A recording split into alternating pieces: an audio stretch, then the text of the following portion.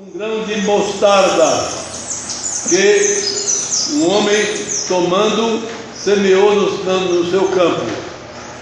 Quando o que é a menor de todas as sementes, quando crescer, porém, será a maior de todas as hortaliças, tornando-se verdadeira árvore. De tal modo que os pássaros vêm e habitam em seus ramos.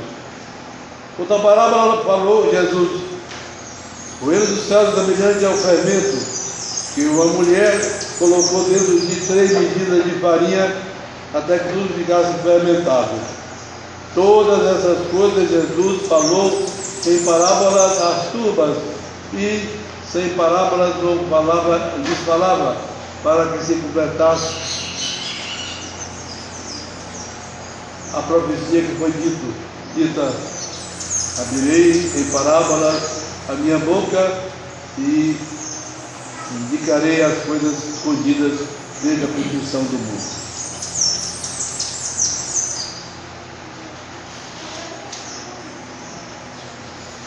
Pelo sinal da Santa Deus, nosso Senhor, dos nossos inimigos, do Pai, do Filho e do Espírito Santo. Amém. Nós irmãos Mateus, ao Senhor Jesus Cristo.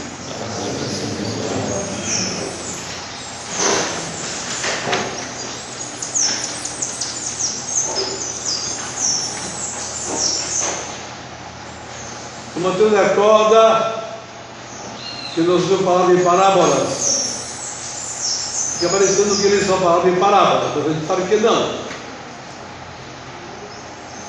Ele às vezes falava muito claro, e sempre que ele falava em parábola também ele dizia alguma coisa clara. O tema de parábolas nasce muitas vezes da indignidade dos ouvintes, aqueles que desprezam a palavra de Deus ficam assim só com a parábola. Mas há aqueles que interessam-se e querem saber a razão, o sentido da parábola, e a eles é explicada essa verdade, porque nosso Senhor veio trazer a verdade, Ele próprio é a verdade. São 2 parábolas com 2 sentidos importantes na nossa vida espiritual.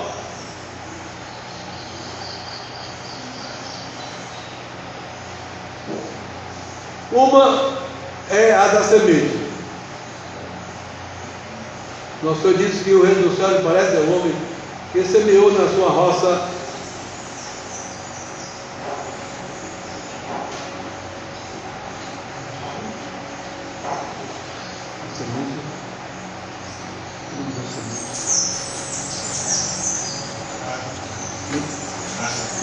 a mostarda.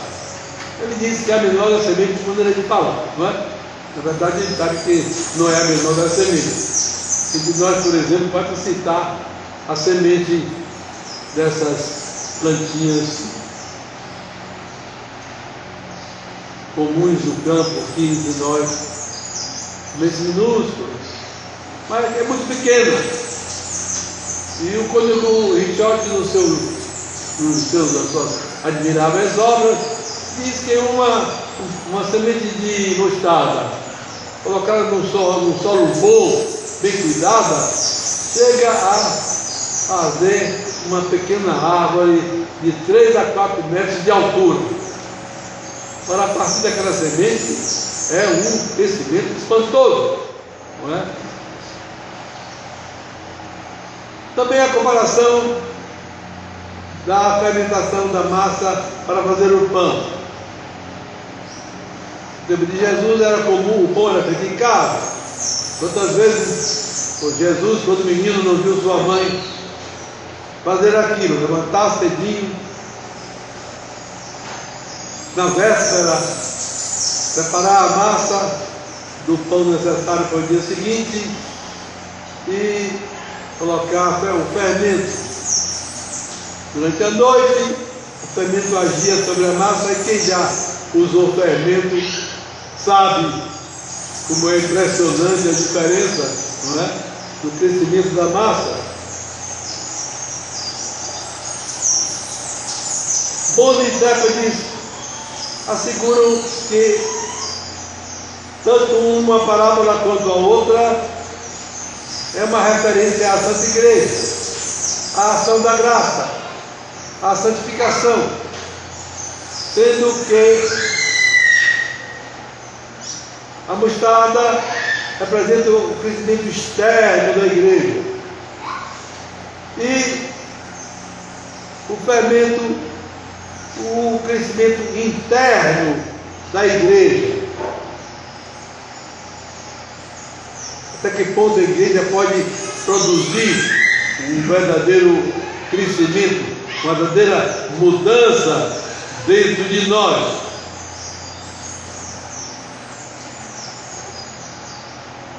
Ontem eu li um texto impressionante de um escritor protestante inglês, do século XIX, Macaulay. Ele faz um elogio da Igreja Católica, fruto do espanto que deu a ele ter lido uma boa biografia, uma boa história da Igreja. Ele tinha lido uma boa história da Igreja Católica e, ao ver o desdobrar das coisas, ele dizia que não há nada no mundo que se compare com isso.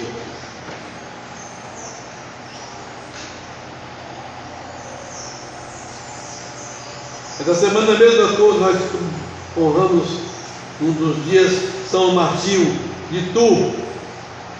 Ora, São Martinho de Tours, viajando da França para a Hungria a tentar converter seu pai e sua mãe, que eram pagãos, no caminho nos Alpes foi assaltado, foi preso por uns assaltantes e depois de ser despojado do que tinha, um assaltante, um daqueles ladrões, foi encarregado de uma conta dele, enquanto os outros foram fazer outra coisa, e estando ele com o santo, começou a perguntar as coisas e acabou sabendo da religião.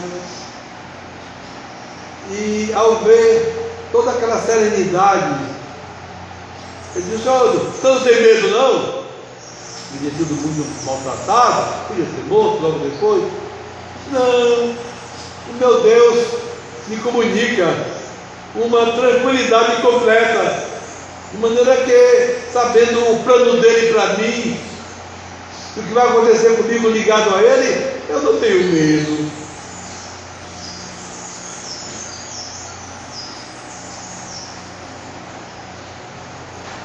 Assim a igreja é uma transformadora das almas.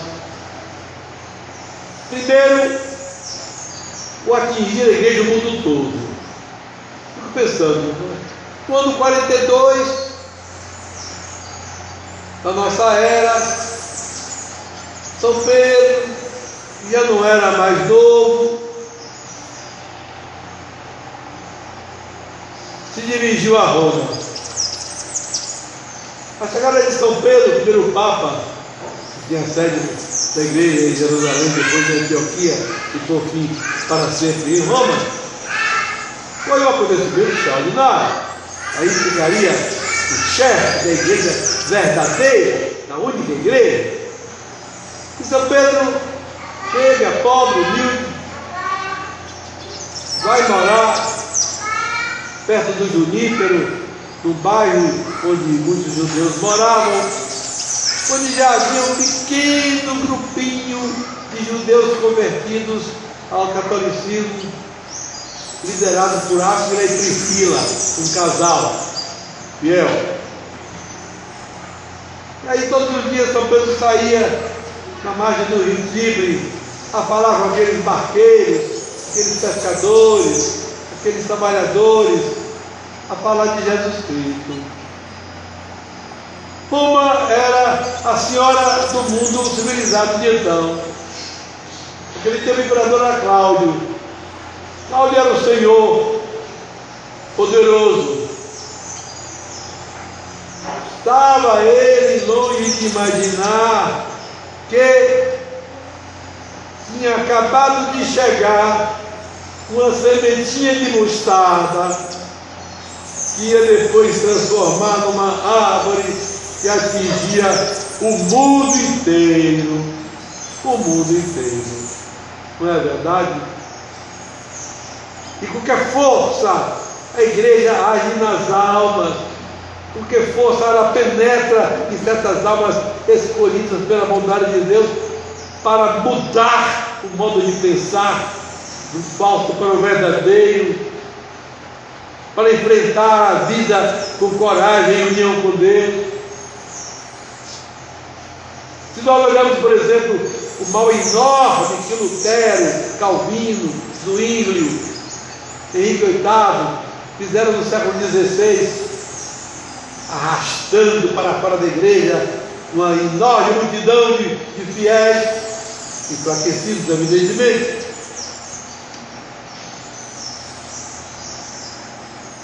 Não atinamos que ao mesmo tempo que aquela multidão de gente abandonou a verdade para abraçar a heresia, aquela multidão de gente,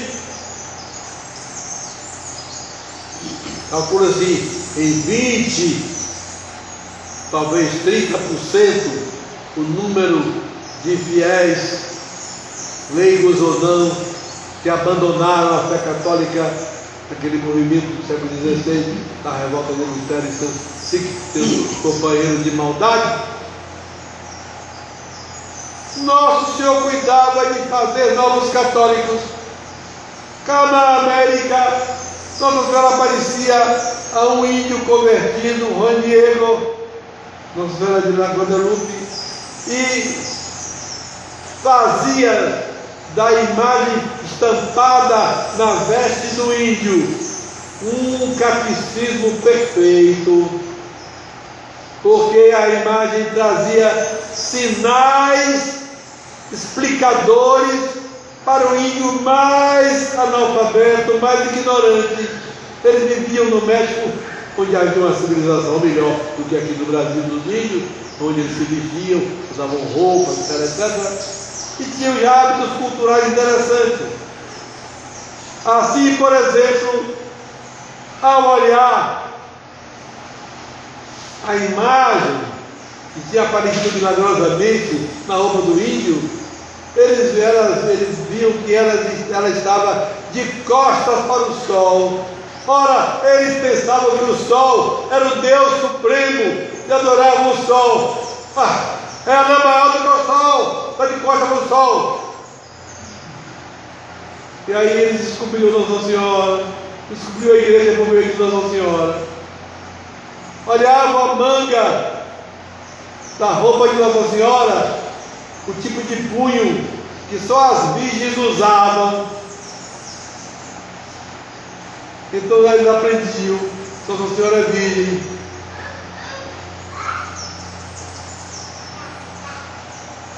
Sabiam que as mulheres grávidas usavam um cinto típico, indicativo que estavam grávidas. Nossa Senhora estava grávida, aparição em 12 de dezembro, e o Natal está perto, ela aparece grávida. Está lá o cinto. Então eles aprendem, ela é virgem e ela é mãe. Milagre extraordinário. Eles vão aprendendo a religião, contemplando aquela imagem, mil sinais admiráveis, indicativos daquela religião que os espanhóis tinham trazido. E então aconteceu no México uma quantidade de conversões, de milhares e milhares de índios que se convertiam ao catolicismo, de maneira que os padres às vezes não aguentavam de levantar o braço para jogar água na cabeça, e cansado de tanta gente que se convertia.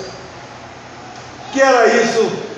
Nosso Senhor completando o vazio que os infiéis que tinham abandonado a igreja na Europa com os protestantes deixaram, ficou completo lá de cá. Apareceram os católicos, substituíram, preencheram os vazios que eles tinham deixado. Assim a igreja, com uma força que vai, quando São Pedro aparece lá, tão humilde, a falar aquele povo. Cláudio, imperador de Roma, Senhor de toda a Europa, do norte da África, na imensidão da Ásia. Cláudio não imaginava o que estava acontecendo. Lá um dia alguém diz a ele: apareceu uma religião estranha na margem do Tibre e está conquistando cada vez mais gente. Ele não deu importância, até que ele viu 2 senadores de Roma se converterem e 2 filhas de senadores de classe alta se converterem também. Ele começou a se assustar, porque gente que podia penetrar no palácio está junto com ele facilmente, estava passando para essa religião. Assim ele se espalhou, não é? Espalhou.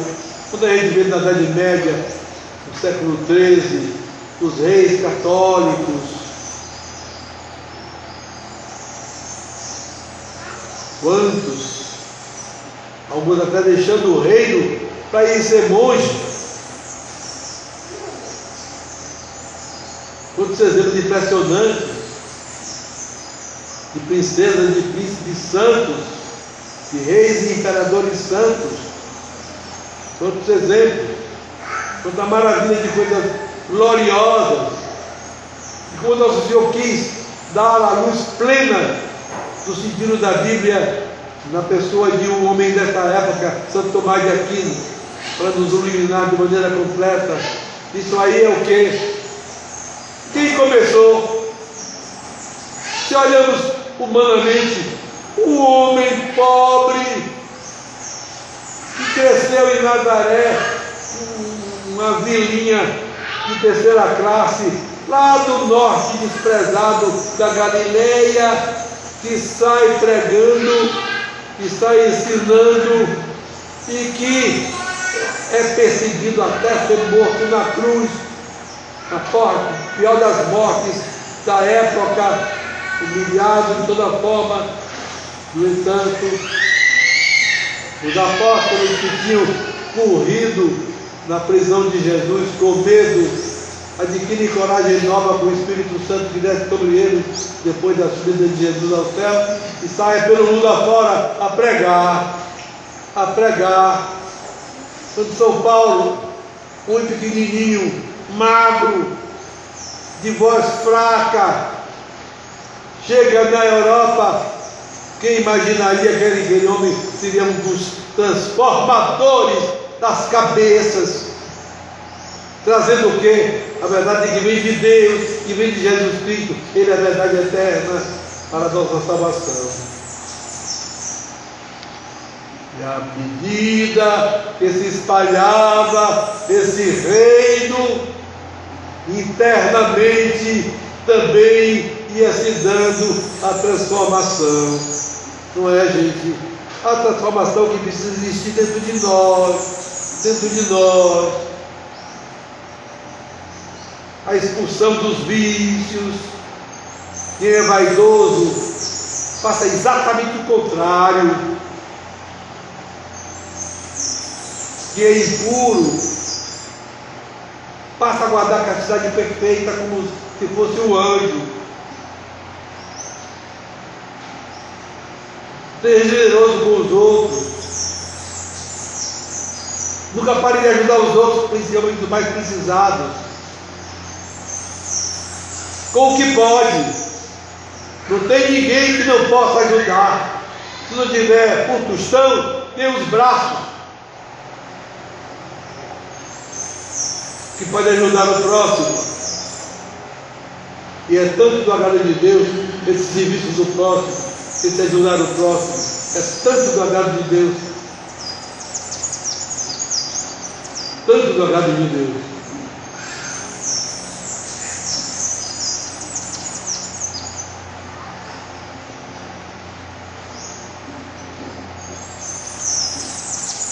Essa semana uma pessoa ficou desempregada e pediu socorro. Queria uma ajuda. Eu não estou nessas folgas todas. Nosso Senhor sabe. Eu vou dar, pelo menos vou dar um jeito e dá pelo menos R$500 a essa pessoa para ela tentar a família, ter família, fazer alguma coisa. Aí eu perguntei a um irmão que às vezes guarda umas sobras, está com algum dinheiro aí, meu filho? Não, padre. Quando eu cheguei, ele bate no meu quarto, padre, achei, estava guardado em R$500. Eu disse, meu Deus, chegou o dinheiro. Chegou o dinheiro. Quando foi quinta-feira, eu estava no dentista, sexta-feira, ontem, estava no dentista. Dentista muito conversadeira. Acabou, foi contando essa história a ela. Eu tinha pago a ela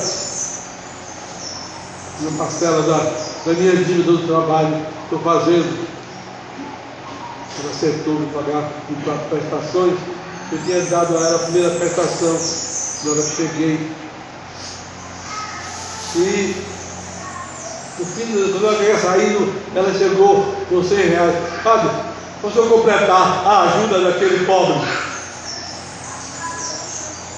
Sim. E olha que interessante, eu queria dar 600. Não, eu não vou poder dar 500. Né? Aí, mas nossa, eu queria ganhar 600 e eu dei os 600. Assim, eu fico pensando, Deus age comigo a vida toda desse jeito. Eu sou, ao mesmo tempo, milionário e pobre.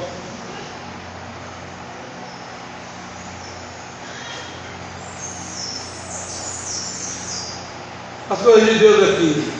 Se eu pudesse, era ouro puro aqui. Era só ouro. E pedra preciosa. Quando nós vimos a reforma da capelinha, ficou bonita, não é? Ficou bonita assim, porque não há dúvida. Mas todo dia chegasse, tome padre, para jogar na capelinha, tome padre. E deu até para colocar aquela riqueza admirável que é aquele crucifixo. Admirável, preciosíssima, que é aquele crucifixo que está ali para ser venerado na sua paixão e morte por nós. Isso é a igreja que vai se espalhando. Mesmo com os comunistas trabalhando contra, os protestantes malhando a gente, não importa, ela é a única verdadeira. Nós devemos lutar por ela.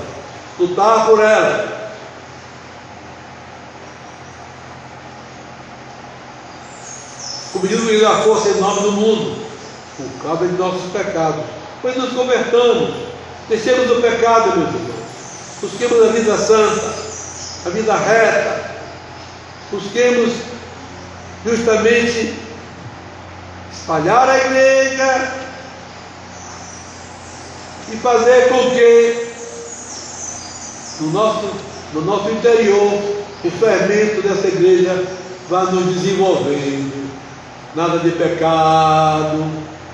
Você vive em pecado? Você não é católico, não.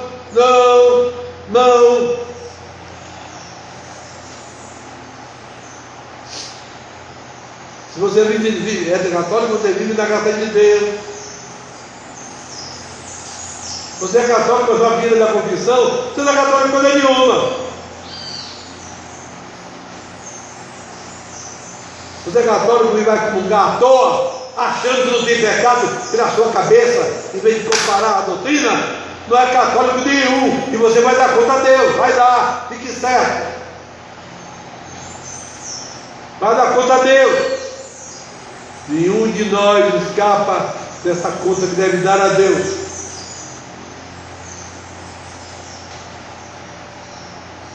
Outro dia, confessando aqui no domingo, chegou uma pessoa e me disse: Padre, eu não vim me confessar não. Eu vim só tirar uma dúvida com o senhor.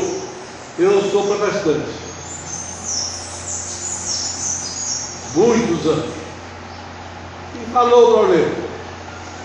Eu disse a solução que eu achava que era, e disse: pior do que isso é você abandonar a religião verdadeira pela falsa. Muito pior.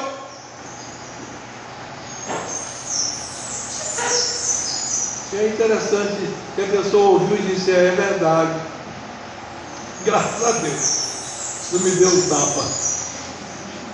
É verdade, ele aceitou. Então a gente veja como se pode levar nosso Senhor aqui e ali as almas. Mesmo ter a dúvida, será que eu devo fazer isso com fulano para levar para Deus?